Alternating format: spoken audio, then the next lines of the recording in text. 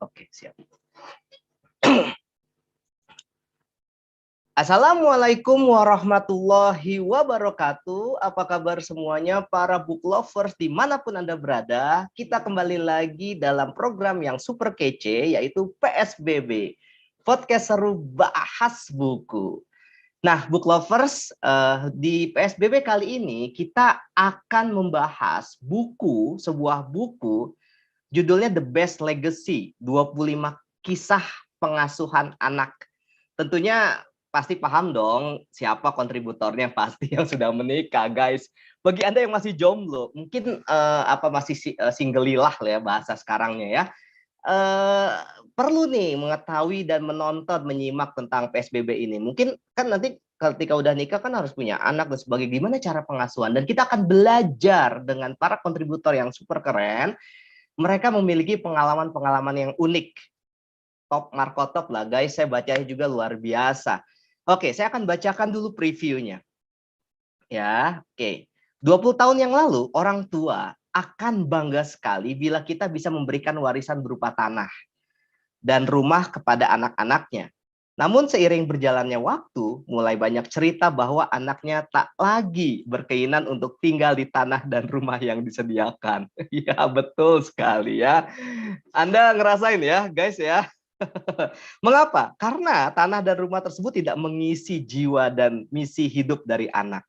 Anak mendapatkan misi hidup yang jauh dari tanah dan rumah tersebut. Apa daya? Masihkah kita berjuang siang malam demi tanah dan rumah yang tidak mengisi sanubari ananda? Ataukah kita mulai meniti warisan yang memberikan misi hidup bagi keluarga? Misi hidup yang berkontribusi bagi masyarakat menuju kehidupan yang lebih baik. Seperti apa sajakah misi hidup tersebut? Oke, kita akan bahas dalam podcast Seru Bahas Buku, guys. Nah, gimana nih? Dan saya ingat banget tuh waktu itu ada salah seorang guru saya bilang, Move, yang namanya rumah tangga tuh bukan hanya nyiapkan rumah, tapi nyiapkan tangganya juga. Bukan tangga kita kayak tangga gitu ya.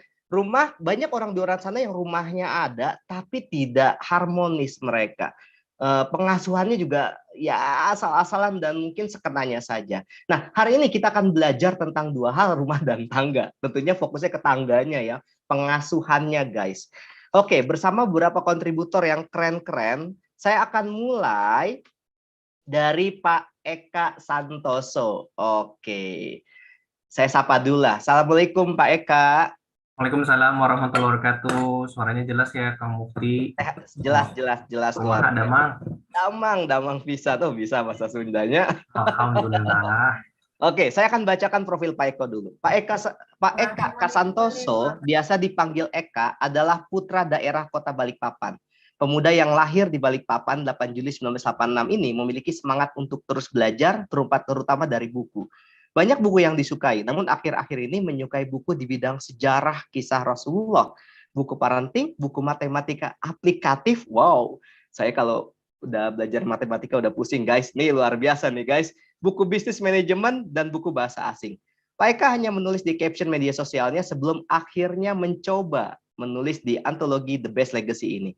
Saat ini, Pak Eka menjalani tugas sebagai dosen di program studi ilmu aktuaria, jurusan matematika dan teknologi informasi, Institut Teknologi Kalimantan Balikpapan, guys.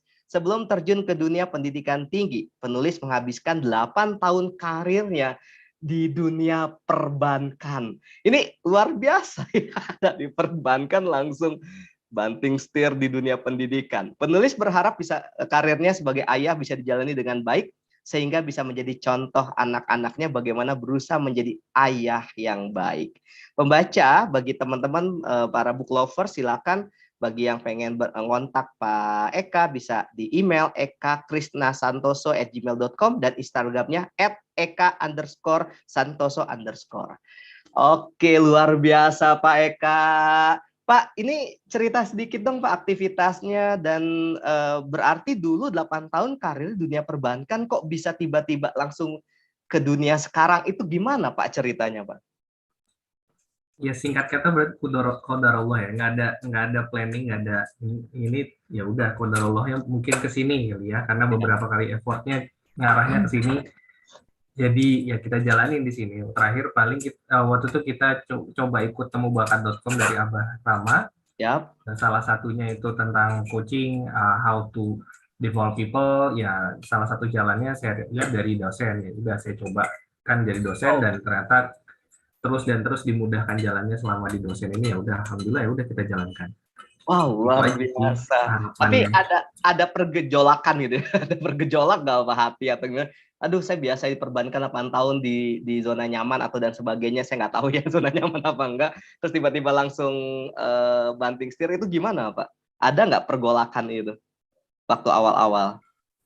Awal-awal itu nggak ada sih karena kayaknya tuh kita di zona nyaman, nggak ada yang namanya di zona nyaman. Jadi baik di bank maupun di sini ada masing-masing zona nggak nyaman ya. Kayak misalkan di dosen itu ternyata nggak cuma coaching aja, tapi ternyata harus ada bikin artikel, harus nulis dan segala macam. Ah, betul. Kalau melihat dari beberapa teman yang sudah nulis 53 buku tuh, wah, masya Allah.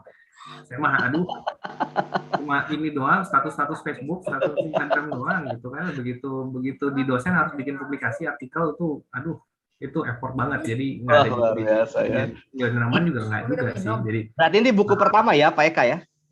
insya Allah mudah-mudahan hatur nuhun itu Kang Aziz, Kang sudah memfasilitasi, alhamdulillah. Alhamdulillah. Pak, oke, luar biasa aktivitasnya dosen sekarang dan nulis juga di status-status Facebook gitu ya. Ini buku pertama. Ini kan judul naskahnya sebuah ruang untuk membaca. Saya sudah baca naskahnya, Pak. Wah, itu keren banget, Pak. Ceritain sedikit dong, Pak. Kenapa kok ngambil judul itu dan mungkin ada latar belakang atau motivasi tersendiri untuk para pembaca. Mangga, Pak, silakan disampaikan atau diceritakan. Baik, insya Allah. Teman-teman kan, jadi itu beberapa kesempatan itu kita bertemu kenapa ruang baca, karena memang pada saat tahun 2018 sebelum studi S2 seperti itu, kami lagi demen-demennya tuh ke perpustakaan gitu. Demen perpustakaan, terus karena beberapa kami punya rak cuma satu gitu kan ya, begitu lihat perpustakaan tuh kayak di surga gitu, banyak banget gitu, buku-bukunya banyak yang bisa dikerjain. Cuman masalah satu, dari rumah ke perpustakaan itu setengah jam. Oke. Banget gitu buat kami gitu kan ya, setengah jam, dan itu sampai sana sejam ada habis itu ya. Itu namanya perpustakaan daerah, dan itu di Balikpapan tuh ya mohon maaf cuma satu perpustakaan daerah untuk melayani 600.000 penduduk seperti itu. Melayani 600.000 penduduk, ada satu perpustakaan daerah di tengah kota, dan itu kasihan buat penduduk yang agak jauh di kota. Terus occasion selanjutnya ketika lanjut di studi itu kita melihat ada satu perpustakaan namanya Akron Summit County Public Library itu, dan dia tuh melayaninya tuh cuma hanya 200.000 jiwa saja. Itu untuk kota Akron, tapi kalau untuk Summit County-nya 700 ribuan, itu nggak banyak, memang relatif nggak banyak. Balikpapan apa sih 600.000 bandingnya sama Jakarta, Bandung gitu kan ya. Tapi begitu lihat di Akron Summit County Library, lihat saya 700.000 orang gitu kan. Perpustakaannya satu perpustakaan gede banget yang main library-nya, dan ada 17 library cicilan kecil-kecil gitu, lebih kecil ya, bukan kecil. Itu di mana, Pak? Di kota Akron, Kang. Akron tuh di Ohio. Oke, ya. Siap. Jadi biar pada tahu nih para book lovers nih ya. Aduh, saya rada berat itu mau jadi bukan gimana tuh. Berarti pernah studi ke sana ya, Pak ya? Iya, alhamdulillah dapat rezeki untuk studinya di sana, Kang gitu. Jadi makanya bisa bercerita di sana, dan di sana selain 700.000 orang punya totalnya ada 18 perpustakaan di mana orang bisa baca, dan selain itu mereka juga ada pojok-pojok baca kecil-kecil di masing-masing state park. Jadi di mana-mana itu mereka baca gitu kan ya. Kalau kita ini mau baca buku tuh harus Gramedia dulu tuh. Gitu kan ya. Kalau sekarang kan sudah buku kan ya. Nah, itu effortnya luar biasa banget gitu. Jadi itu kita melihat bahwa effort untuk mereka baca dan juga minat baca mereka sudah gede banget gitu kan ya. Sehingga untuk mempelajari sesuatu tuh rasa udah biasa aja gitu kan ya. Mulai dari dibiasakan baca, mulai dari bayi pun udah dibiasain baca gitu kan ya, sampai mohon maaf mbah-mbah gitu kan ya, atau yang uti itu juga masih baca gitu kan, masih aktivitas di perpustakaan gitu. Jadi Atau jadi kita tidak melihat perpustakaan tidak lagi sebagai ruang untuk pinjam buku, balikin buku gitu kan ya, atau bayar denda karena lupa taruh bukunya di mana gitu kan ya. Tapi kita juga melihat bahwa itu sebagai sebuah space atau sebuah ruang buat baca, beraktivitas, tapi bacanya nggak cuma baca, tuh belajar di situ, kakak nenek, aki nini bisa di sana ketemuan, bisa ketemu sama orang sesama aki nini pensiunan misalkan gitu kan ya, mereka biar nggak susah, biar nggak gampang pikun, mereka sering ke sana, ada aktivitas untuk di mereka. Aki nini itu udah, kenapa? Jahit, let's say sederhana jahit atau bikin puzzle itu sederhana. Kalau kita kan akin ini udah, akin ini mah di rumah aja gitu, nggak mau kemana-mana gitu kan, baca juga apa juga enggak gitu kan. Jadi banyak hal sebenarnya bisa dibaca. Apalagi kita berkaitan dengan Islam gitu kan ya, maksudnya belajar pun lifelong learning gitu kan, walaupun dari kecil sampai akin ini pun masih tetap belajar pengennya. Gitu. Dan menarik ya Pak ya, saya termasuk jurusan perpustakaan ya, lulusan perpustakaan ini jadi tamparan sih buat kita para jurusan perpustakaan. Saya udah keluar ya sih. Ya, cuman kalau saya kan fokusnya ke penerbitannya, tetap kan memproduksi buku. Dan menariknya waktu itu ada sebuah podcast dari Pak Deddy Corbuzier ya. Deddy Corbuzier bilang bahwa emang ada jurusan perpustakaan gitu ya. Bukannya perpustakaan tuh hanya sekedar balikin buku, benar Pak, hanya sekedar minjem dan balikin buku, dan itu yang akhirnya kita sebagai masyarakat ketika mendidik anak kita akan kealihkan ke pengasuhan ya Pak ya. Ya gimana kalau nggak ada disediakan bukunya gitu ya, kalau misalnya mau ada bukunya kan harus beli gitu ya, mau beli aja juga berat gitu ya. Nah kalau dari Pak Eka sendiri, dari naskah Pak Eka, kira-kira apa yang perlu dilakukan terkait sama pengasuhan nih Pak? Kan ini bicara tentang sebuah ruang untuk membaca. Boleh share dong Pak? Siap Kang. Kang boleh namanya sedikit Kang? Boleh. Sedikit angka ya Kang. Saya begitu dengar tamparan, saya bukannya pengen gimana-gimana, cuma sedikit lagi Kang. Bahwa Balikpapan itu 85.000 kunjungan setahun Kang ya, untuk 600.000 jiwa. Nah, kalau mereka itu punya 18 perpustakaan, 700 jiwa, 700.000 jiwa, kunjungannya itu berapa Kang? 2,2 miliar kunjungan. Allah. Miliar Kang, bukan juta lagi. 2,2 juta, bukan ribuan lagi, 2,2 juta kunjungan 2 juta per tahun, sama-sama setahun. Oke. Karena populasinya kurang lebih sama kan. Wow. Itu bukan yang mau bikin nambah tambahan, bukan sih. Siap. Terus nanti di sini masalah pengasuhan kita juga melihat di lokasi kami sekarang, itu kan ya akses buat buku tuh agak sulit gitu kan ya. Jadi tadi benar kalau harus beli, dan kalaupun beli juga kebaca juga enggak. Saya tidak melihat bahwa harus beli nggak belinya. Pak, suaranya kayaknya di mute deh suaranya. Lebih kepada lebih kepada willingness-nya aja, keinginan untuk baca seperti itu. Baik dari kan anak-anak tuh nggak cuma nih buku gitu kan ya, udah habis itu langsung baca sendiri, nggak juga, tapi harus contohkan dari orang tuanya. Jadi itulah cara-cara pengasuhan itu, bahkan kita bisa belajar banyak dari buku-buku yang bisa kita baca dari orang tuanya juga. Jadi orang tua dan anak itu saling mutual untuk, ayo Bun bacakan, nanti ibunya bacakan, nanti ibunya ternyata belajar, oh ada kisah ada kisah Abdullah itu Rasulullah itu menggendong dinaiki Ali dan Husain dan Hasan pada saat sholat, itu apa artinya? Nah itu kan sama-sama akhirnya bisa ngobrol, bisa diskusi dari baca buku. Kalau nggak ada bukunya, bisa jadi mereka tidak terinspirasi dan segala macam. Kita coba jadi itu, jadi nggak cuma untuk baca aja, tapi juga stimulasi supaya bisa mulai berpikir. Mudah-mudahan. Makanya kita bikin ruang baca di sini, supaya di Instagram itu @ruangbaca_taman surga, itu supaya kegiatan-kegiatannya seperti itu, supaya nanti tidak hanya baca, tapi mereka mulai membacakan dan juga bisa belajar dari kisah-kisah Rasulullah dan Nabi dan sahabat juga. Mudah-mudahan, mohon doanya. Amin. Bolehlah Pak, nanti kalau ada buku-buku yang memang dari buku langka bisa saya kesanain ya. Siap, nanti kita berkontak-kontakan. Insya Allah. Siap, nanti saya tanya-tanya kita akan beralih ke kontributor yang lain. Terima kasih Pak Eka atas inspirasinya. Atur nuhun Ngamuki. Oke, sekarang siap. Sekarang saya ke Bunda Hardianti, ya Bunda Hardianti. Assalamualaikum Bunda Hardianti.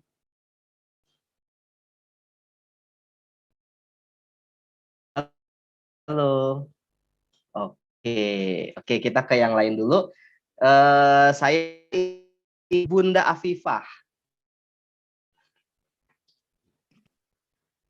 Halo, Assalamualaikum Bunda Afifah. Waalaikumsalam warahmatullahi wabarakatuh, Kang. Selamat sore. Sore, siap. Saya bacakan profil Bunda Afifah dulu ya. Bunda Afifah Zahra, biasa dipanggil Afifah, Ara, Zahra, atau Enci. Ibu yang dilahirkan di Depok 24 Juli 1999, melahirkan anak yang tangguh bernama Faridatu Dayana Azayati pada Juni 2020 dan menjadi ibu tunggal di September 2020. Saat ini saya masih menyelesaikan pendidikan S1, jurusan pendidikan bahasa Inggris. Wow, berarti bahasa Inggrisnya keren nih. Saya tadi ngucap-ngucap salah nggak ya? Sejak 2018 saya memberanikan diri bergabung mengikuti penulisan buku antologi. Dan buku yang tengah dibaca adalah buku ke-9. Wow guys, buku 9 ke-9 guys. Mohon doanya, semoga si amatir nih, biasanya kalau orang-orang hebat nih merendah ya. Si amatir ini semakin kuat motivasi untuk lebih mahir.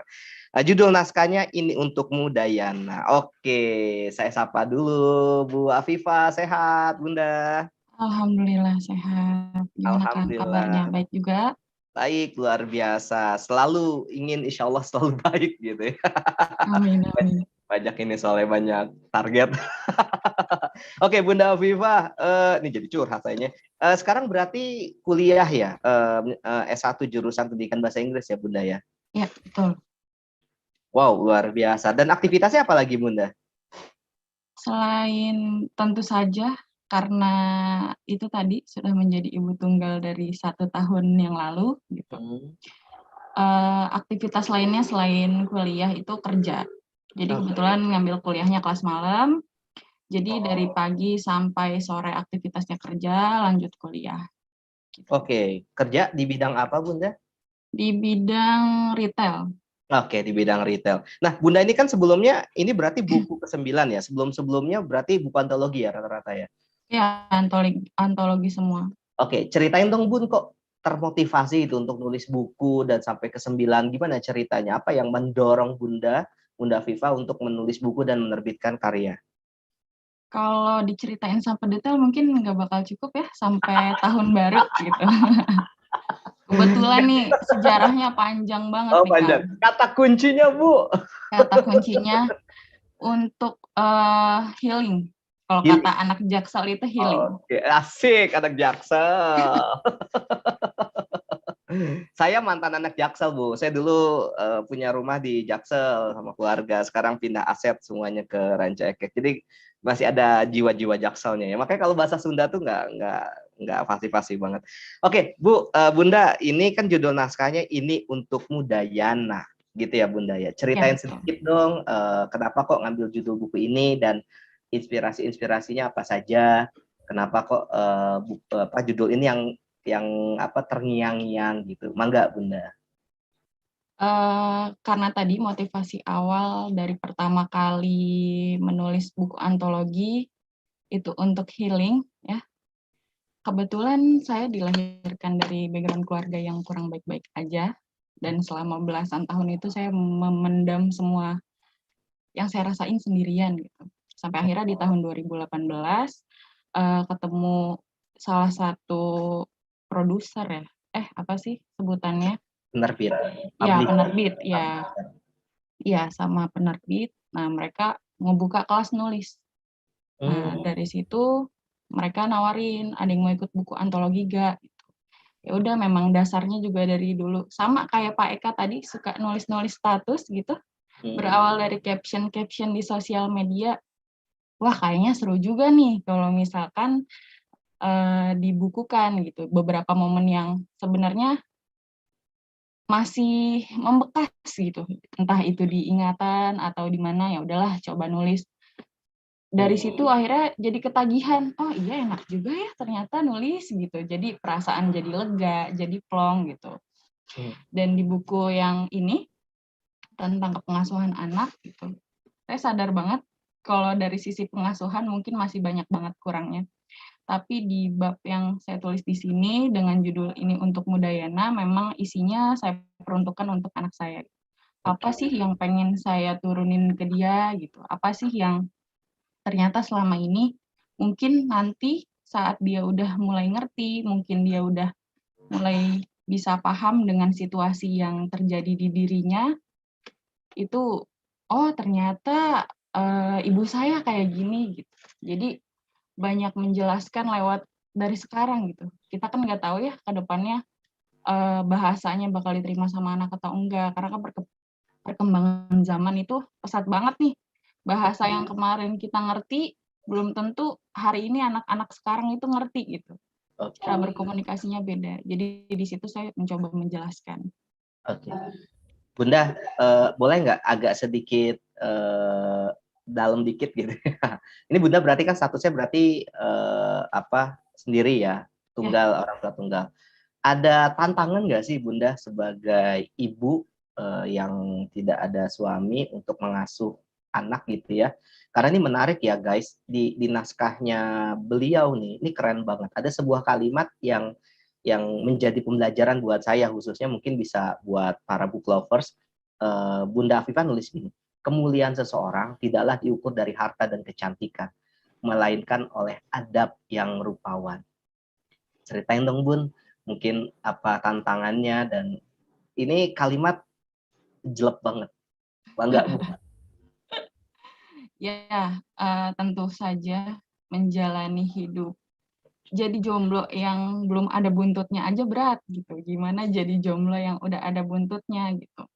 Tantangan-tantangannya tentu ada. Sebelum ngambil keputusan besar ini juga mikirnya panjang nih. Karena juga dulu ibaratnya dibesarkan dengan keluarga yang patah gitu ya. Jadi saya mikir, ini anak bakal kekurangan kasih sayang nggak ya? Gitu. Ini anak bakal kehilangan peran atau sosok ayah nggak ya? Ini anak bakal kayak gimana nggak ya? Tapi setelah dilihat kasusnya di lapangan juga gitu ya, ayahnya kan ninggalin dia dari umur 3 bulan, dan selama hamil pun ibaratnya rasa tanggung jawabnya kurang gitu. Jadi oh ya udahlah gitu. Alhamdulillahnya memang qadarullah ya, segala sesuatu punya hikmahnya masing-masing gitu. Meskipun keluarga saya patah, tapi orang tua saya masih utuh sampai sekarang. Jadi dari berbagai macam problematika kehidupan, ayah saya tidak mengambil keputusan untuk meninggalkan ibu saya. Dan setelah anak ini lahir, keadaannya berubah drastis. Ayah saya yang tadinya nggak suka anak kecil, jadi suka banget gitu. Yang tadinya nggak pernah berani gendong anak kecil, jadi tiap hari yang dicariin dia gitu. Anaknya sendiri aja kayaknya gimana gitu. Jadi tantangannya di situ. Belum lagi stigma orang-orang yang mikir, ini mah nih gitu, masih muda, terus juga udah pisah, pasti juga nggak beres, gini. Jadi setiap kali saya berkenalan sama orang baru, saya nggak pernah menutup-nutupi status saya gitu, karena khawatir dibilang penipu lah atau lah apalah gitu kan. Cuma memang untuk anak saya privasikan dari sosial media gitu, karena saya punya alasan tersendiri untuk itu. Gitu. Belum lagi ada tadi saya bilang adab, dan itu lebih baik gitu, lebih berarti gitu. Karena nggak semua orang bisa paham bahwa oh yang kayak gini tuh harusnya kayak gini gitu. Contohnya mungkin dari diri saya pribadi ya, dengan pakaian saya yang sedemikian rupa, masih banyak loh orang-orang yang nggak kenal terus tiba-tiba nanyain masalah yang intim gitu. Oke. Julid ya Bu ya, paling julid tuh ya. Udah pernah nikah nih, suka masih ini gak gitu. Kayaknya hal-hal kayak gitu nggak bisa diiniin gitu. Makanya apa sih yang pengen diwariskan? Saya juga bingung, saya mau mewariskan apa gitu. Kalau dari harta tentu susah kita ngejarnya, namanya harta kan selalu kekurangan ya. Sebanyak apapun pasti manusia punya rasa kurangnya masing-masing. Entah kalau ilmu udah pasti gitu, banyaknya sedikit bisa jadi ilmu yang dipunyai anak nanti bisa lebih banyak daripada ibunya nih gitu. Jadi oh ya udahlah, inilah yang saya bisa kasih ke Ananda Dayana gitu, dengan harapan mudah-mudahan banget dia nggak nyesel punya ibu kayak saya gitu sih Kang. Wow, guys. Masya Allah. Aduh, ini keren banget. Jadi memang ya apa sih, harta kita kurang terus kok gitu ya. Kita ngejar harta juga pasti nggak bakal ada habis-habisnya ya Bun ya. Terus kita ngasih apa sih ke anak-anak kita, dan memang paling paling permanen kalau buat saya ilmu gitu ya. Warisannya warisan ilmu, warisan adab, contoh gitu ya. Teladan, dan itu dikenang sepanjang masa gitu ya Bun ya. Iya, apalagi rasa malu sih Kang. Zaman sekarang anak-anak kalau kita lihat sama rasa malu udah jauh banget gitu. Joget-joget di TikTok gitu ya Bun ya.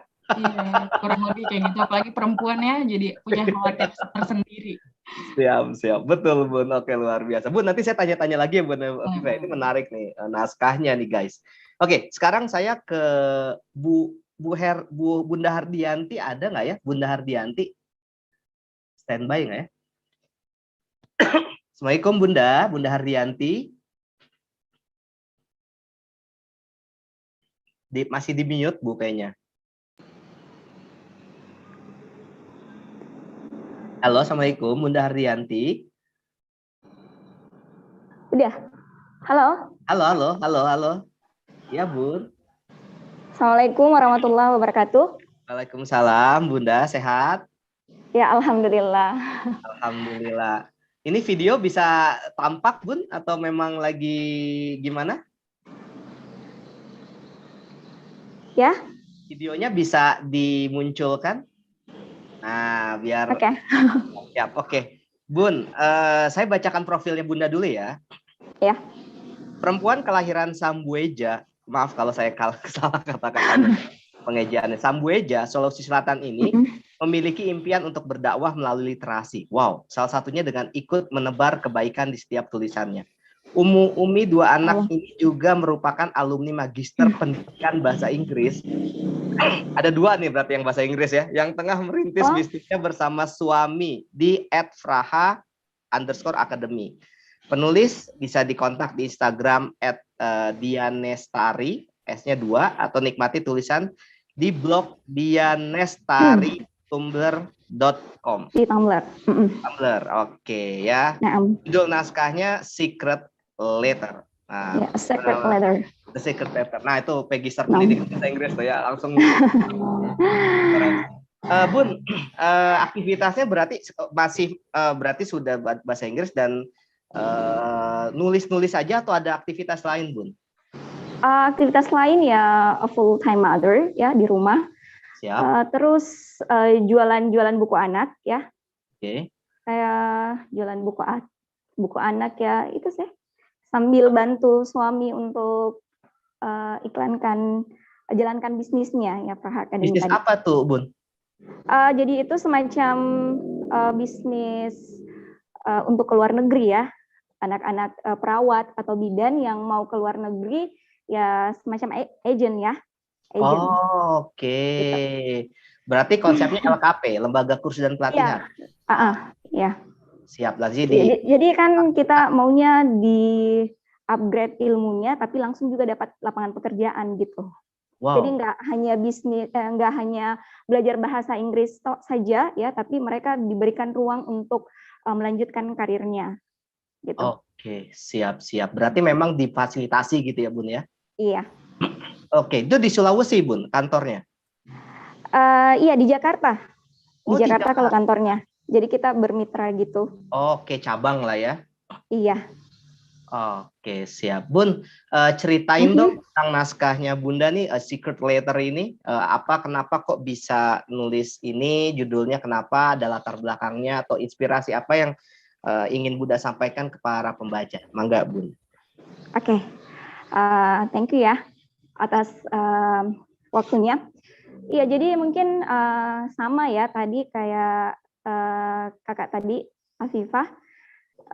Saya nulis buku ini ya karena saya nggak tahu sebenarnya apa sih warisan yang terbaik yang saya berikan kepada anak saya. Jadi saya mikir, oh Rasulullah saja itu mewariskan kita umatnya itu bukan dengan dinar dan harta ya, dinar dan dirham, tapi dengan ilmu. Dan biasanya kan si sesulung itu kan masih umur 2 tahun ya, masih umur 2 tahun lebih. Adiknya juga, jadi saya punya 2 anak, yang si bungsu itu masih setahunan lebih. Kalau saya berbicara ke mereka tuh kayak, apa ya, mungkin ada hal-hal yang mereka belum mengerti. Nah, saya ingin tuangkan ke dalam buku ini. Jadi sepenuhnya di dalam tulisan saya di A Sacred Letter ini semacam curhatan seorang emak ya, curhatan seorang umi kepada anaknya, gitu. Jadi tentang kayak ini soal apa perbincangan dari hati ke hati ke anak ya, tentang kalau kamu nanti sudah mengenal kata cemburu, jangan cemburu pada hal-hal yang rendahan ya nak. Cemburulah kamu pada kepada mereka yang dipenuhi dadanya oleh Al-Quran. Jadi saya berbicara di sini tentang keinginan harapan seorang umi kepada anaknya, gitu. Bun, ya. Ini kan curhatan Bunda ya kepada anaknya. Terus ada komunikasi dong tentunya sama anak-anak. Nah, kalau Bunda sendiri gimana cara berkomunikasi, berdiskusi, berdialog sama anak-anak? Ini kan bahasa-bahasa tauhid ya, Bun ya, bahasa-bahasa yang nggak semua anak kalau tidak dididik dengan benar gitu ya, mampu mengolah kata-kata ini. Nah, kalau Bunda sendiri mungkin ada tips bagaimana berdiskusi, berdialog gitu ya dengan anak. Boleh, Bun, ceritain? Iya. Biasanya ya kalau saya ngomong ke anak itu yang langsung ngena ke mereka. Kalau misalkan mau sholat ya, diajakin sholat ya, misalnya kan major gitu, kayak kita orang dewasa. Biasanya kalau langsung saya tanya ke mereka, nah Rasulullah itu suka sholat kan? Kalau kamu nggak misalkan ya Rasulullah itu sholat misalkan, kamu nggak mau kayak Rasulullah yang keren ya, kan istilahnya saya kasihkan buku dulu gitu, terus bacain mereka buku-buku. Nah dari situ mereka akan tahu karakteristiknya Rasulullah kayak gimana ya. Terus saya ingatkan pada saat berbincang dengan mereka, siapa sih yang mau kayak Rasulullah, yang mau masuk ke surganya Allah? Rasulullah kan dijamin masuk surga. Kalian nggak mau masuk surga? Biasanya pada bilang mau, gitu. Ya, luar biasa. Dan ini Bunda anak-anaknya usia berapa, Bun? Ya tadi itu usianya 2 tahun lebih, ya. Mau hampir 3 tahun yang si sulung. Jadi prosesnya juga Bunda sekalian bacain buku ya buat anak-anak gitu ya Bun ya, dan juga berkomunikasi dengan mereka gitu ya Bun ya. Iya, karena kan lewat buku kan ada visualnya gitu. Yes, betul. Bun, ini menarik nih ya. Mungkin nanti Bunda bisa nambahin ya. Ada sebuah kata yang quotes ya. Kalau bagi saya ini quotes ya. Ini menarik banget, guys. Jadi perlu disimak dengan baik nih ya. Hadiah-hadiah terbaik bukan hanya yang mampu memudahkan hidup orang tua semasa di dunia, melainkan yang meringankan hidup mereka di kehidupan selanjutnya. Itu gimana tuh Bun maksudnya Bun? Iya, karena saya sedikit curhat ya. Sebenarnya dalam keluarga saya itu dianggap dianggap orang yang gagal, ya. Okay. Karena biasanya ditanya, itu ijazah S2-nya itu mau diapakan? Ya kan saya sendiri yang di keluarga saya yang seperti ini ya, yang berusaha untuk belajar agama. Terus biasanya ditanya, itu ijazah S2-nya mau dikemanakan? Mau disimpan saja dalam lemari. Jadi saya berusaha dengan tulisan saya ini, saya ingin tunjukkan ke anak saya bahwa kehidupan itu tidak, saya mau menanamkan sebuah the principle of life ya kepada anak-anak saya, bahwa kehidupan itu tidak selalu tentang keinginan orang tua, itu tidak selalu dengan diberikannya mereka harta, diberikannya mereka karir yang cemerlang, ya, bahwa keinginan orang tua itu sebenarnya adalah bagaimana kalian itu menjadi anak yang soleh dan soleha, gitu. Jadi saya inginkan anak-anak kan ketika mereka dewasa, dan saya tahu bahwa nanti buku ini it will become a history, jadi akan menjadi sebuah sejarah ya untuk bisa dibaca oleh anak-anak saya nanti ke depannya, bahwa oh Umi kepengen kita kayak gini.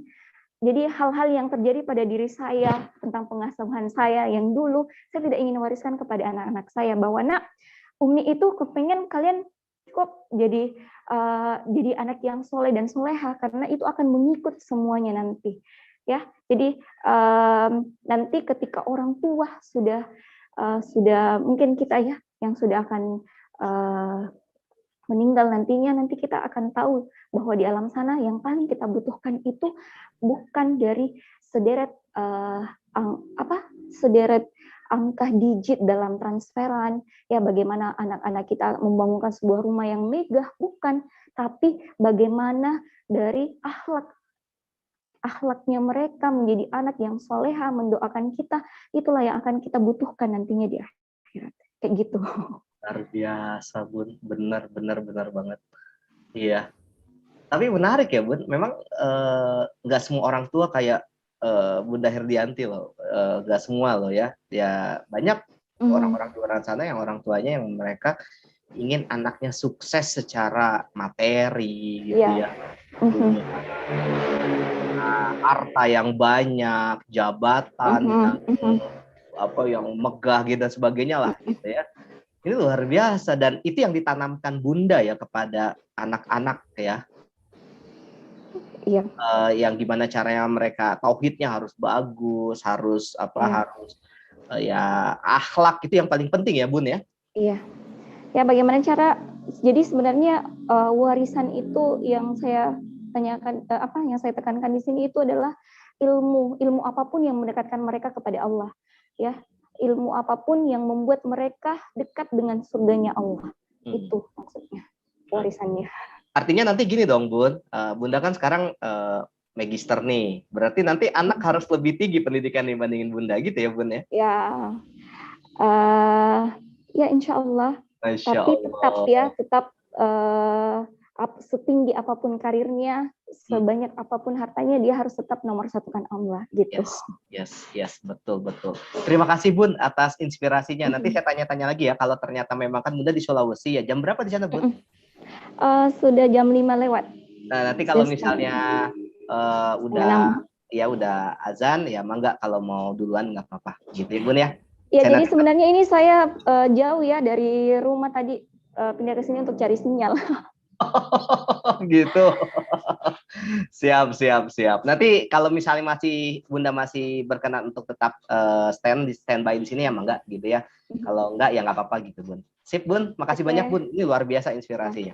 Sekarang saya pengen ke Bunda Siti Maya. Oke, Bunda Maya. Assalamualaikum, Bunda Maya. Bunda Maya. Oke. Ya, kita ke Bunda Nur aja dulu deh, Bunda Nur. Oke, Assalamualaikum Bunda Nur.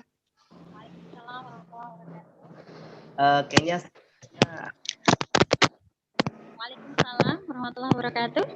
Oke, siap Bunda Nur. Dah kedengeran, siap, udah lumayan. Bun, saya ini dulu ya, saya bacakan profilnya dulu ya, Bun ya. Istri dari Lubuk Bambang Sulistyo serta ibu dari Nafizah Azwanuha dan Muhammad Fatih Syazani yang berdomisili di Ponjong Gunung Kidul, Yogyakarta, menulis sejak di bangku sekolah. Beberapa kejuaraan yang pernah diraih terkait kepenulisan, diantaranya juara 1 penulis cerpen dalam rangka bulan yang diadakan oleh Al-Azhar. Wow, juara 3 lomba PTK Al-Azhar se-Indonesia. Penulis juga aktif sebagai penyaji makalah dan PTK yang karyanya dipublikasikan dalam Jurnal Pendidikan LPMP DIY, Proceeding PSP UGM. FKIP UAT, dan jurnal sekolah. Karya yang sudah diterbitkan yaitu buku yang ditulis bersama suami berjudul Couple Book for Husband and Wife, penerbit Transidia Publishing tahun 2018. Saat ini penulis aktif sebagai pegiat Zero Waste dan Fitrah Based Education Enthusiast. Wah, oke ya. Muridnya almarhum Ustadz Hari ya. Penulis bisa dihubungi melalui email nafizah8azif@gmail.com. Judul naskahnya Bumi Masa Depan Generasi Kita, Belajar Mencintai Bumi Sejak Dini. Wow, luar biasa, Bun. Ini udah banyak prestasi gini di bidang kepenulisan, itu apa, Bun, motivasinya, Bun? Dari SD loh ya, dari SD ya kalau nggak salah ya. Dari sekolah ya, bangku sekolah ya. Dari SMA. Oh, SMA. Ya, saya mulai menulis itu dari SMA ya. Oh, dari SMA ya. Kalau saya Dari SMA, Kang. Ya. Saya SMA ngapain ya, Bun ya? Saya SMA malah main-main saya SMA. Ya. Waktu itu motivasinya apa, Bun? Bisa nulis, bisa juara, berprestasi gitu? Ya, motivasinya kan ketika kita menulis jelas kita belajar gitu ya. Karena dari dulu memang istilahnya saya memang suka membaca.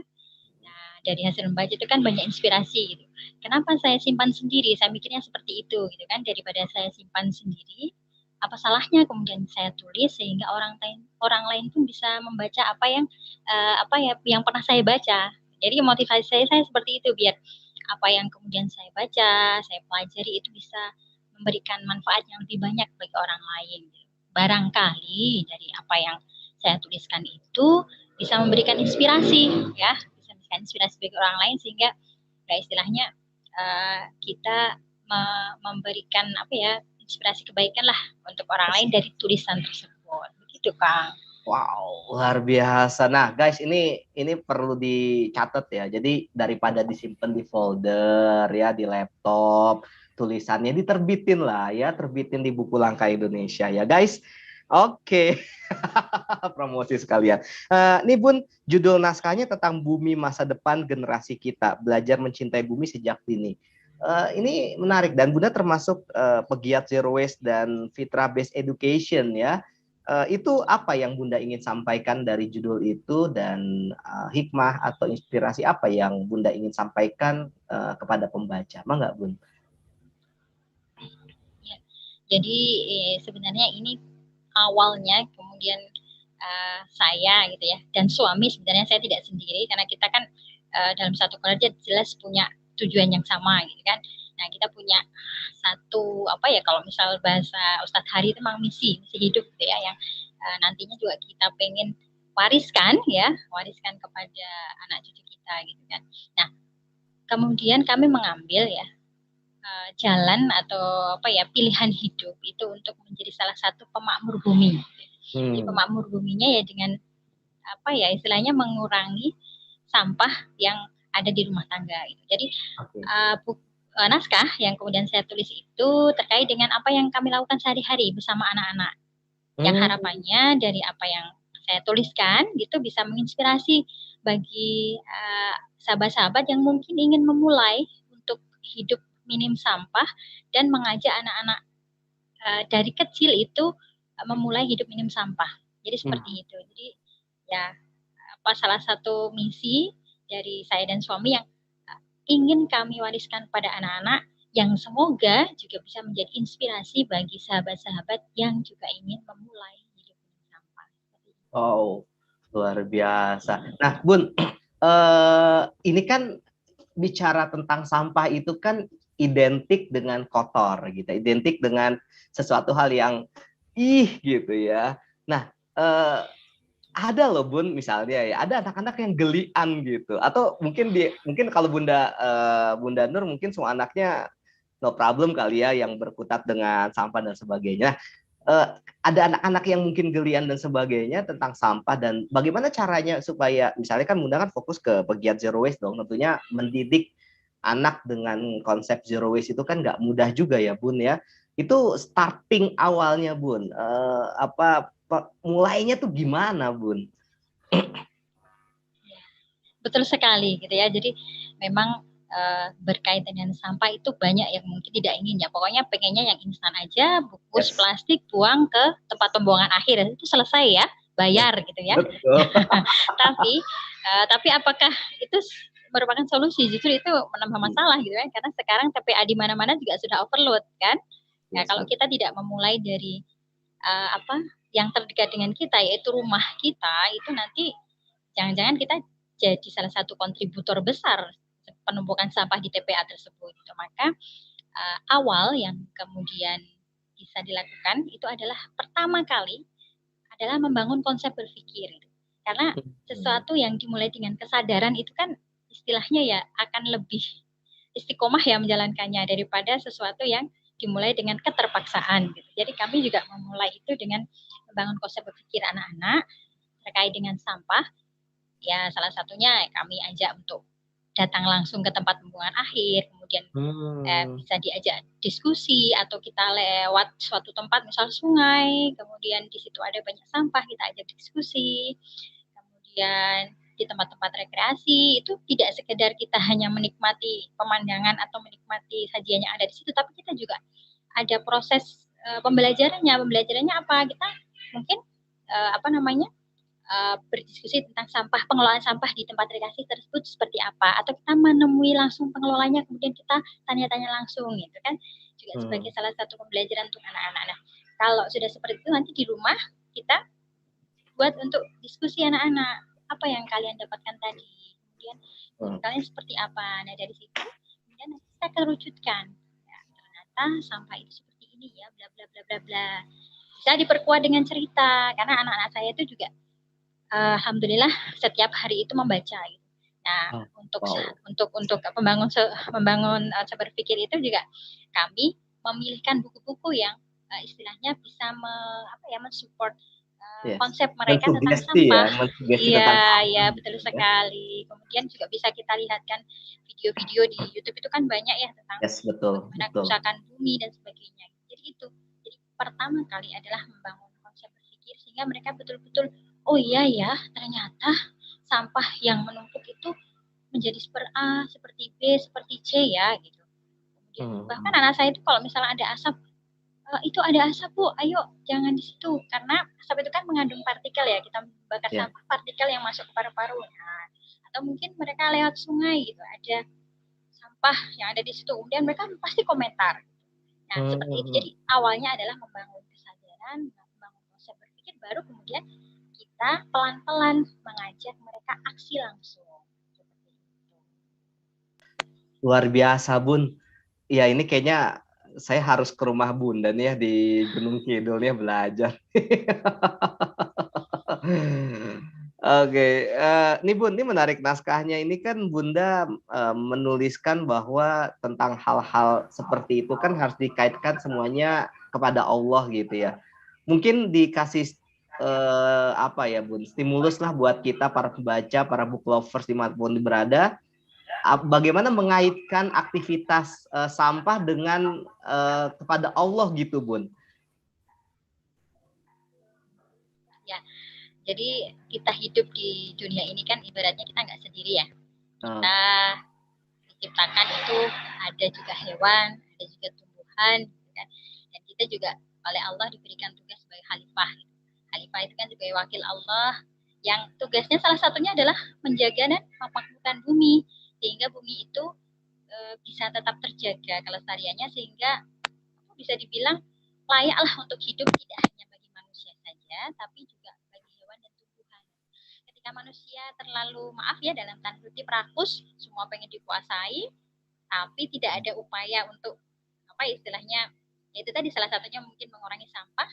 Nah, nanti hewan dan tumbuhan itu mereka akan hidup di mana gitu. Bahkan sekarang kan sudah sangat memprihatinkan ya kondisi lautan kita gitu kan, sehingga ikan dan biota laut itu sudah banyak yang tercemar. Kemudian bagaimana hutan-hutan kita tidak jauh-jauh lah depan rumah kita saja mungkin seperti apa sekarang gitu kan. Nah, jadi dari situ kita bisa mengaitkan gitu, kita itu sebagai manusia yang diutus oleh Allah gitu ya sebagai pemakmur bumi, sudah punya tugas untuk kemudian menjaga bumi ini berlangsung terus sehingga bisa dinikmati oleh anak cucu gitu ya. Kan ada ya dalam Quran yang menyebutkan gitu kan, jadi kerusakan manusia itu kerusakan bumi itu kan ya dari tangan manusia itu sendiri ya. Jadi kita bisa kaitkan ke situ. Gitu kan. Nah, Dan itu malah mendekatkan anak kita justru malah care ya Bun ya sama lingkungan gitu ya. Otomatis ya. Dan juga bisa lebih dekat sama betul Allah sekali. gitu ya Bun ya. Betul sekali. Luar biasa. Ini guys tips keren top Marco top dari Bunda Nur nih. Bagaimana memulai untuk mengedukasi anak kita supaya bisa mengelola sampah dan sebagainya gitu ya Bunda ya. Luar biasa, makasih Bun. Nanti saya tanya-tanya lagi ya Bun ya. Sama-sama. Oke, sekarang saya ke Bunda Siti Maya. Bunda Siti Maya. Bunda Maya, Assalamualaikum Bunda Maya. Kayaknya masih di mute nih Bun. Halo Bunda Maya.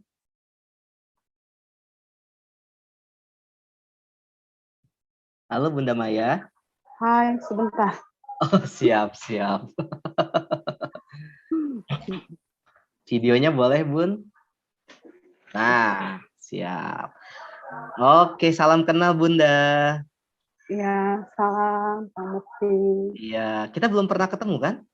Atau pernah nulis di mana di buku langkah belum ya? Oh, belum. Belum familiar soalnya kayak ini wajahnya kayak pernah iya. kenal gitu. Oke, sama. saya baca.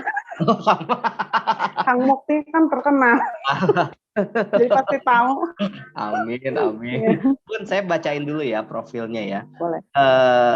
Nama sapaan Maya atau Bunda Raja, 31 tahun, seorang istri dari Dudung Gumilar, ibu dari Rajendra Fawaz Albara dan Bima Pramudia Sakti.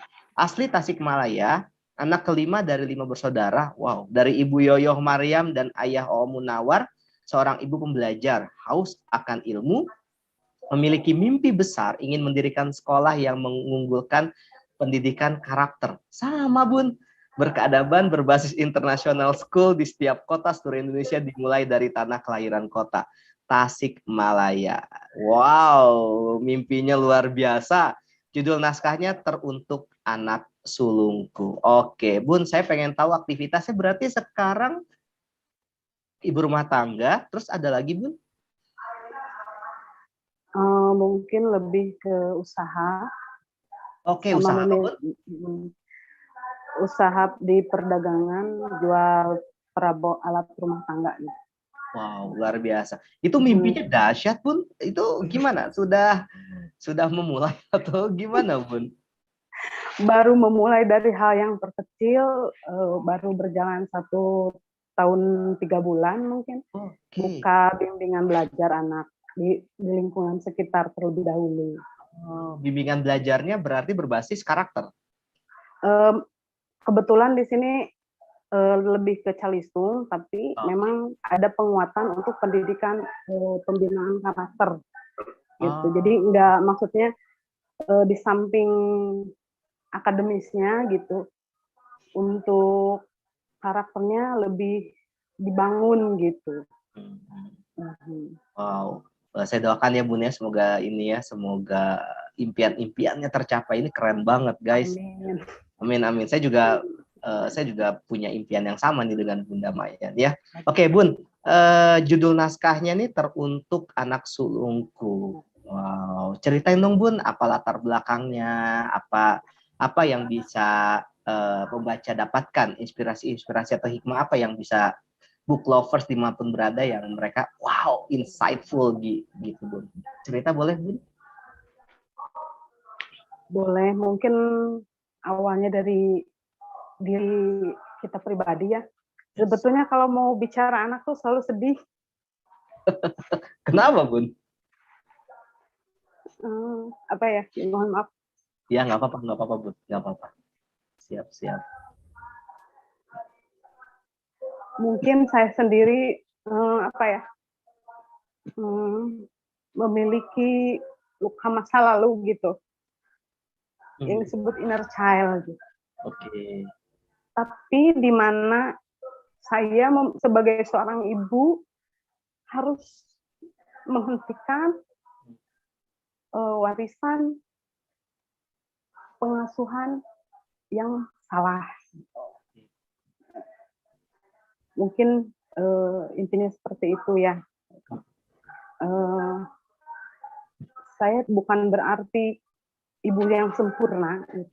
Tapi saya di sini banyak belajar dari anak pertama gitu. Karena memang mungkin kita semua sebagai seorang ibu tidak pernah belajar dulu ya, itu. Kita dianugerahi, diamanahi anak secara mungkin tiba-tiba kita berpikir, oh pasti bisa, mungkin mengurus anak, ya udahlah, seberjalannya, oh ternyata tidak seperti itu. Ternyata memang kita perlu ilmu dalam menjalani, mendidik anak, karena mungkin anak ini amanah ya dari Allah gitu, dimana nanti kita akan dipertanyakan oleh Allah Subhanahu Wa Taala tentang pertanggungjawaban kita selama ini gitu. Ya. Nah mungkin yang paling maksudnya terberat dari diri saya pribadi mungkin berusaha berjuang keras sekuat tenaga agar mungkin sebelum kita berinteraksi dengan anak, mungkin diri kita sendiri harus beres dulu gitu. Oke. Karena memang secara tidak disadari terkadang kita berpikir gini, nanti saya kalau ke anak mau begini, saya nggak akan begitu. Karena saya merasakan kalau diperlakukan seperti ini tidak nyaman gitu kan. Tapi ternyata pada buktinya itu cuma cuma hanya keinginan gitu, cuma kata-kata saja gitu. Pada kenyataannya memang itu memiliki memiliki perjuangan yang benar-benar ekstra gitu. Jadi sebelum kita intinya bisa mendidik anak kita dengan baik, intinya sebetulnya bukan baik, tapi kita kan berproses ya Kang ya gitu. Tidak ada yang sempurna gitu. Jadi hal yang paling pertama yaitu menyembuhkan luka kita di masa lalu gitu. Siap Bu. Ya. Iya Bu. Nggak sedikit jumlahnya Bu, seorang ibu, seorang bunda atau seorang ayah juga gitu ya memiliki inner child ya, masa lalunya, masa kecilnya.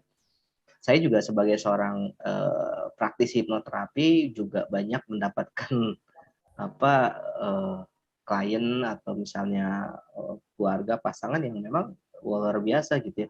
Saya mengapresiasi setiap keluarga atau setiap pasangan yang seperti Bunda gitu ya, atau orang bunda-bunda di luar sana yang mereka tahu, karena gini, ini dahsyat loh para book lovers ya, ketika kita sadar bahwa kita punya masalah gitu ya, itu sebenarnya 50% lebih itu sudah selesai masalahnya, katanya gitu.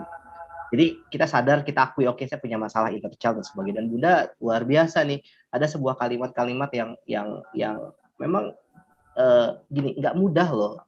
Ya mungkin Bunda juga ngerasain kali ya, nggak mudah ketika masalah punya inner child, terus gimana caranya nggak diteruskan gitu ya Bun ya, nggak diteruskan ke anak-anaknya. Dan ini jadi pola pengasuhan tersendiri ya. Mungkin kalau Bunda di luar sana yang tidak punya inner child, fine aja ketika membentuk pola pengasuhan. Tapi gimana kalau yang seorang bunda atau pasangan atau ayah yang mereka punya inner child masa lalunya. Jadi memang dimulai dari minus. Kalau inner child kan sebenarnya mulai dari minus gitu ya. Memang harus dititik nolkan dulu, baru nanti diatur pola pengasuhannya. Nah, ini luar biasa Bun pengalamannya Bunda. Nah, ketika Bunda sekarang menulis dan sebagainya gitu ya, apakah itu jadi jadi obat buat Bunda, atau ada hal-hal yang lain yang Bunda lakukan ketika untuk mengasuh luka pengasuhan Bunda? Banyak ya Kang yang dilakukan selama ini. Dalam mungkin hal-hal kecil selain menulis ya, kita bisa mencurahkan semua perasaan kita kan. Yes. Tercurahkan ya gitu. Kalau dulu mah mungkinnya diary gitu kan. Ya, betul. Ya, kalau sekarang mungkin sebetulnya sama saja sih, namanya nggak tahu perempuan, tapi mungkin kalau saya gitu, ketika kita ingin mengungkapkan sesuatu, ya dicurahkan saja gitu. Merasa kita itu kalau setelahnya itu kita tuh merasa plong gitu, Kang. Betul. Mohon. Nah, terus banyak perjuangan, maksudnya salah satu bentuk ikhtiar saya untuk memerangi diri saya sendiri gitu, yaitu selalu mengikuti parenting, baik online maupun offline gitu. Tapi semua itu emang proses ya, kan nggak bisa langsung gitu. Awalnya sih saya tersadarkan ketika anak saya tuh usia 4 tahunan, Kang. 4-5 tahun ketika dia masuk sekolah RA lah, sekolah TK, yang di mana di sekolah tersebut saya tuh betul-benar disadarkan gitu. Nah, setelah perjalanan itu, karena mungkin kemarin kan pandemi ya, jadi terhalang. Nah, dari sana kadang kita juga dari proses anak itu terabaikan ya, Kang. Jadi lebih fokus ke mungkin urusan lain gitu. Yang lebih utama yaitu mungkin kadang kita juga harus multitasking ya, bagaimana caranya agar ekonomi keluarga kita tetap bertahan gitu kan, Kang, gitu. Nah, perjalanan di sana mungkin Allah memberikan ujian ya, makanya memberikan teguran, mungkin tamparan ketika anak mau masuk sekolah dasar. Di sana saya berpikir simpel gitu, ingin mencari sekolah yang antar jemput aja, maksudnya biar kita terbantu, nggak usah nganter ini nih. Tapi ternyata di situ saya salah. Jadi saya lebih banyak belajar pada pengalaman, ada kesalahan-kesalahan yang sudah dilalui, dan itu membuat anak trauma gitu.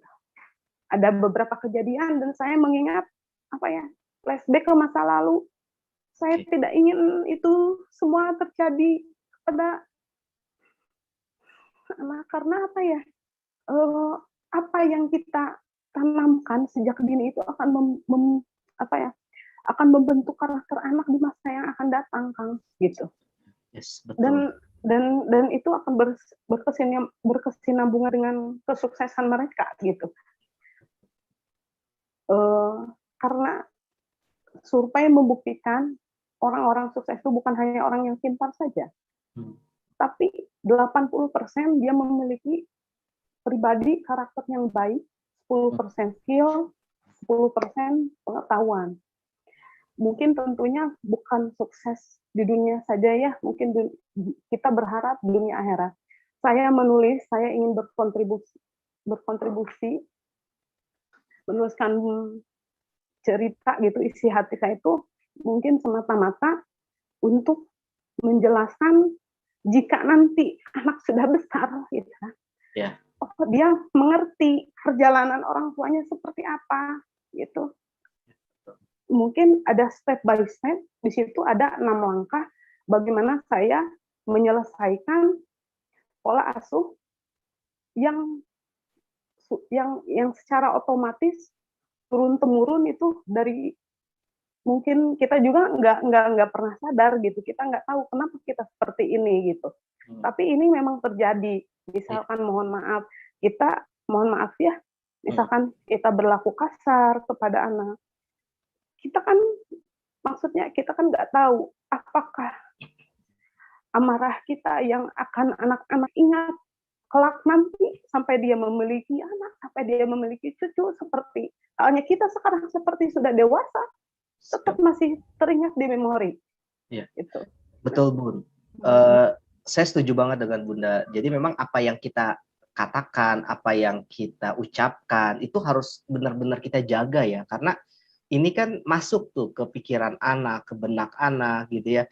Dan kalau salah-salah, kalau nggak tepat, atau kita emosian dan sebagainya, akhirnya anak juga mengalami fase-fase seperti itu juga gitu ya, Bun ya. Betul. Dan saya luar biasa, Bun. Ini PSBB pertama Bunda seorang bunda yang cerita tentang apa ya, tentang masa luar biasa buat saya gitu ya. Jadi pembelajaran. Ini menarik guys, di ceritanya naskahnya Bunda Maya, kayaknya memang harus benar-benar para book lovers beli deh. Keren banget. Dan itu Bunda benar-benar terang-terangan di naskah tersebut cerita dan bagaimana solusinya gitu. Ini keren banget. Makasih Bunda, luar biasa atas dedikasi Bunda akhirnya nulis buku ini, nulis naskah ini gitu ya. Gitu Bun, makasih banyak Bun. Iya, Mudah-mudahan sebetulnya banyak ya Kang Bukti, cuma mungkin waktu kita kalau kita semua bicarain ya nggak kan buat spoiler Bun, buat promosi buku juga. Kalau misalkan mungkin ada ayah bunda yang memiliki kronologi seperti saya memiliki masa luka yang lalu, mungkin saya sekedar sharing berbagi itu apa yang sudah saya lakukan, mungkin dari seperti mungkin harimau ya, dan sekarang mungkin bisa lebih terkontrol gitu, dan itu saya sudah buktikan itu berdampak ke psikologis anak dan akan berdampak ke akademis anak juga. Iya betul gitu. Iya. Betul, kadang kita selalu menyalahkan anak ya, kunaon cenah ya anak ini cenah begini, sebetulnya kita lebih ke evaluasi diri saja gitu. Karena apapun yang anak hasilkan itu adalah dari penanaman kita gitu, pola asuh kita selama ini. Luar biasa. Justru esensi dari buku ini itu Bun, pola asuh ya. Ini keren banget nih Kang Abdul Aziz nih ngumpulin para kontributor, luar biasa. Saya juga bacanya wow gitu ya. Dan banyak loh Bun, Bunda Maya yang di luar sana, para bunda kena inner child, pola asuhnya nggak pas dari orang tuanya, banyak banget Bun. Saya aja yang nggak buka terapi secara formal dan saya buka gitu, itu juga berdatangan. Saya sekarang udah mulai nolak-nolakin, bukan kenapa-kenapa, ini banyak amanah yang harus diselesaikan juga. Gantian curhat deh Bun jadinya. Oke Bun, makasih banyak atas inspirasinya, luar biasa. Ya, sama-sama. Makasih banyak Wajib. Bun. Yes. Wajib beli. Wajib dibeli, betul. Saya pengen langsung sekarang ke koordinator kontributornya nih guys. Ya ini udah semua kan, jangan-jangan ada yang terlewat ya, udah semua kan. Oke, tadi ini waktunya udah jam segini, luar biasa ini keren-keren banget soalnya sharing-sharingnya. Nah, oke, sekarang ke Pak Abdul Aziz ya. Saya bacakan profilnya dulu. Abdul Aziz, ayah dari Zaid Muhammad dan Fatimah Qurratu Ain yang berdomisili di Cimahi. Seorang guru kehidupan, fathering enthusiast, penulis buku catatan ayah dalam pengasuhan, dan kontributor 9 buku yang punya visi keluarga menjadi keluarga yang dirindu surga. Sahabat sekalian bisa mengunjungi Instagramnya guys, @ayah.cerdas, keren banget Instagramnya. Channelnya juga bisa di YouTube, YouTube Ayah Cerdas. Kalau mau gabung komunitasnya juga boleh guys gitu ya, Ayah Cerdas. Judul naskahnya Surat Cinta dari Ayah. Saya sapa dulu, Assalamualaikum. Saya panggil apa ya? Kang Abdul Aziz, Ayah Zaid ya. Akang boleh lah Kang. It's Akang. Oke. Kang, saya nggak cerita naskah lah ya. Saya pengen tahu gini, kok kepikiran gitu ya. Judul temanya tuh tentang pengasuhan. Apa yang membuat Kang Abdul Aziz buat tema ini gitu, tentang, dan The Best Legacy itu kan sesuatu hal yang sifatnya long term ya, suatu hal yang sifatnya jangka panjang gitu, warisan kan. Itu apa yang melatar belakangi Kang? Ya, bismillahirrahmanirrahim. Assalamualaikum warahmatullahi wabarakatuh. Book lover yang dimanapun berada. Awal cerita The Best Legacy ini, saya adalah seorang guru di sebuah sekolah menengah pertama gitu di Kota Cimahi, SMP Budi Luhur. Saya menyaksikan puluhan orang gitu ya, puluhan siswa yang ada yang pintar, ada yang cerdas, ada yang memang baik, ada yang nakal. Saya cermati dari mereka satu hal, yaitu kenapa ya hal akademis itu untuk beberapa orang itu bermasalah. Jadi beberapa orang bermasalah harus masuk BK, harus ditangani oleh wali kelas, harus ditangani oleh kepala sekolah begitu kan. Sehingga pada akhirnya ditarik kesimpulan, baca literasi ke sana kemari, memang inputnya ada yang salah. Jadi siswa itu nakal karena input dari rumahnya ada yang salah. Nah, input yang salah ini adalah dari pola asuh orang tua di rumahnya begitu kan. Nah, sehingga dari situlah saya memberanikan diri menjadi seorang yang memang concern di dunia parenting gitu. Baru mulai di tahun 2021 gitu. Baru mulai concern mengadakan seminar-seminar gratis melalui online gitu ya, online karena memang masanya lagi masa pandemik jadi tidak bisa offline gitu ya. Saya ngadain seminar gratis setiap bulan 1 kali gitu ya. Kebetulan Bunda Maya juga masuk grup saya ya, grup Ayah Cerdas gitu, komunitas Ayah Cerdas. Nah, dari situ saya berpikir sesuatu yang lama dan memang sebenarnya orang butuhkan gitu ya. Ketika diamanahkan untuk membuat buku antologi, saya pikir warisan adalah sesuatu yang long time, yang memang harus diperhatikan. Karena itu seperti awal cerita yang tadi dibacakan, bahwa 20 tahun yang lalu, anak-anak itu diwariskan harta, emas, rumah, begitu ya. Itu menjadi warisan bagi mereka di 20 tahun yang lalu. Nah, tapi hari ini ternyata rumah-rumah itu ya dijual gitu ya, disewakan, bukan lagi tempat tinggal gitu ya bagi generasi-generasi selanjutnya begitu ya. Betul. Karena karena tekanan ekonomi gitu ya, tekanan ekonomi yang luar biasa gitu ya, ditambah lagi pandemi dan sebagainya.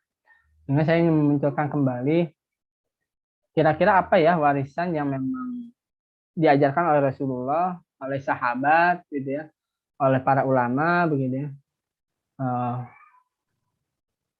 Ada loh misalkan karena gini, harta, tanah, rumah itu kan sesuatu yang bisa dihitung. Jadi warisan yang bisa dihitung, yang memang itu ada rumusnya kan. Kalau kita bagi-bagi warisan orang tua gitu ya, tanah 1/2, 1/4, 1/8. Saya mencari sesuatu yang lebih luas lagi, yaitu warisan yang tidak terhitung. Nah, warisan yang tidak terhitung ini diambil referensi dari Kisah Luqman, yaitu tentang penanaman akidah, penanaman karakter gitu ya, dan penanaman berbuat baik kepada manusia dan berbuat baik kepada Allah gitu. Sehingga muncullah gitu ya best legacy. Nah, ini kenapa tidak menggunakan bahasa Indonesia, ini cukup menarik bagi warga Indonesia gitu ya. Biasanya kalau bahasa Inggris itu sesuatu yang keren gitu ya. Gitu. Karena saya masih terngiang-ngiang gitu ya, kalau misalkan black coffee dengan kopi hitam itu kan lebih mahal black coffee gitu. Ada isinya sama gitu kan. Iya betul. Gitu. Makanya saya buat bahasa Inggris ya, gitu ya. Salad sama sayuran beda ya. Iya. Makanya saya buat sekeren mungkin yaitu dalam bahasa Inggris, the best legacy gitu ya. Nah, alhamdulillah saya sebarkan informasi buku antologi ini ke banyak orang gitu ya, bahkan mungkin 100 lebih yang saya chat gitu ya. Akhirnya ada 31 yang masuk dan yang berhasil menuntaskan karyanya 25 orang gitu. Keren. Nah, Kang, harapan deh. Ini kan sebagai koordinator ya, yang akhirnya membuat buku antologi ini dalam program Komunitas Menulis Buku Langka Indonesia. Harapannya apa untuk para pembaca? Kan tentunya Kang Abdul Aziz sudah baca ya secara sekilas tentang semua naskah-naskahnya. Nah, terkait harapan nih, apa yang Kang Abdul Aziz inginkan sih sebenarnya di buku The Best Legacy ini? Apa gitu ya? Terus apa yang jadi berbeda sama buku yang lain? Boleh dong Kang Aziz? Ya. Nah, satu hal yang berbeda dari yang buku yang saya dan teman-teman buat itu kan artinya ada sesuatu yang sering dilupakan oleh orang tua gitu ya. Mereka selalu berpikir bagaimana gitu ya hari ini. Jadi berbicara tentang hari ini, selalu tentang hari ini. Gimana ya caranya nangani anak yang tangtung? Berarti kan hari ini gitu. Gimana ya cara nanganin anak yang bodoh? Berarti kan hari ini. Nah, saya berpikir tentang masa depan. Jadi book lover dimanapun yang berada, mumpung anak kita masih kecil atau bahkan masih single lillah gitu ya, coba ditelaah gitu ya, dipikirkan, direnungkan kira-kira kalau kita punya anak apa sesuatu yang bisa kita wariskan kepada anak kita gitu ya, sepeninggal kita gitu. Itu juga sesuatu yang penting gitu ya, sesuatu yang penting. Nah, maka saya hadirkan buku ini 25 kisah pengasuhan anak dari Bunda Nur, Bunda Maya, Pak Eka, Bunda Afifah, Bunda Hadianti, dan kawan-kawan untuk menjadi sebuah inspirasi. Kepada ayah bunda maupun single lillah, bagaimana kita menciptakan rencana warisan yang terbaik untuk anak-anak kita gitu Pak. Apakah kita mewariskan anak-anak kita harta gitu ya yang memang akan hilang dibagi waris, apakah kita akan membagikan rumah yang hilang dibagi waris juga, atau justru ada sesuatu yang lebih berharga gitu ya.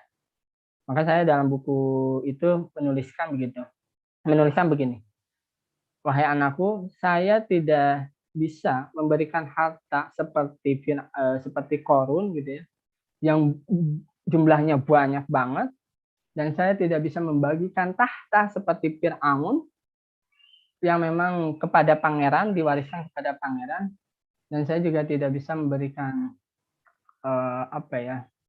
harta tahta wanita tanah enggak. Oh enggak. Kalau wanita enggak gitu. Enggak ya wanita. Nanti ada yang tersinggung gitu. Harta tahta dan pendidikan. Jadi saya menulisnya begitu. Apakah warisan yang diberikan adalah harta, tahta, dan menata. Menata itu artinya pendidikan gitu ya. Itu Kang. Jadi mudah-mudahan ini adalah warisan menata, warisan pendidikan yang bisa kita berikan pada anak-anak kita. Pendidikan akhlak, pendidikan akidah, pendidikan berbuat baik kepada manusia, bahkan tadi pendidikan berbuat baik kepada bumi dengan cara mengolah sampah yang baik dan benar. Gitu. Betul banget. Wow, guys, luar biasa. Kang Aziz, wah, multi level pahalanya jalan nih kayaknya nih. Mudah-mudahan lah insya Allah ya. Dan para book lovers Anda berada, saya juga nulis juga di naskah ini ya. Jadi nanti para fans kayak fansnya banyak aja. Beli ya buku ini, keren banget ya. Bener ya Kang Aziz ya, beli ya buku ini ya. Iya, silakan dibeli. Yes, dan banyak banget hikmah dari 25 kisah.